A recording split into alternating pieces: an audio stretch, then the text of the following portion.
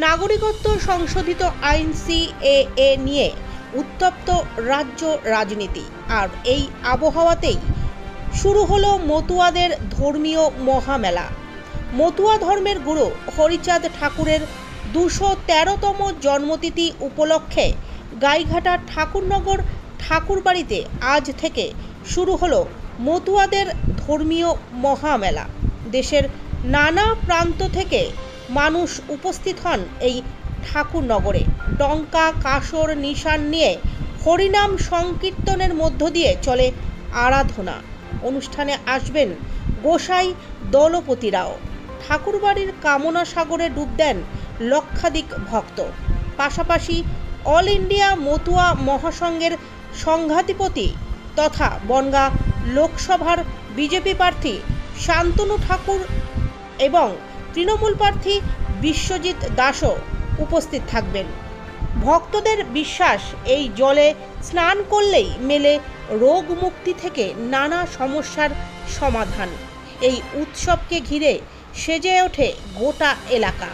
ঠাকুরবাড়ির মন্দির পার্শ্বস্থ মাঠেই 7 দিন ধরে চলবে এই মেলা। হরিচাঁদ ও গুরুচাঁদ ঠাকুর সহ বীণাপাণি দেবী অর্থাৎ বড়মার মন্দিরে চলে ভক্তদের বিশেষ প্রার্থনা। মতুয়া ধর্মের মহামেলাকে ঘিরে ভক্তদের মধ্যে উৎসাহ থাকে চোখে পড়ার মতো। 10:45 থেকে অমৃতযোগ শুরু হচ্ছে, তাই এই সময় স্নানটা আমরা সবসময় অমৃতযোগেই করি। মেলায় আগত সমস্ত ঠাকুরের ভক্ত দর্শনার্থী যারাই আছে তারা যেন সুষ্ঠুভাবে মেলা করতে পারে, আমাদের এই কামনা থাকে। আর আমরা যেন তাদের পরিষেবা সঠিকভাবে দিতে পারি, ঠাকুরের কাছে সেটাই কামনা।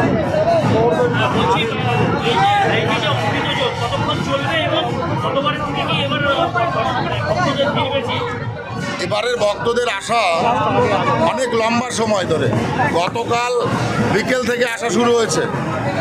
আজকে রাত 1টা পর্যন্ত স্নান আছে, সেটা চলবে। অমৃতযোগের মধ্যে পড়েছে।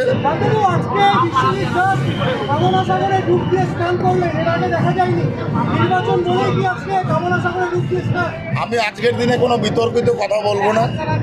আজকের এই সময়টা আমরা অন্যভাবে পালন করি, তো যারাই আজকে এখানে আসছেন তারা ঠাকুরের মানে সেই পুণ্য অর্জন করতে আজকে আসছেন এখানে।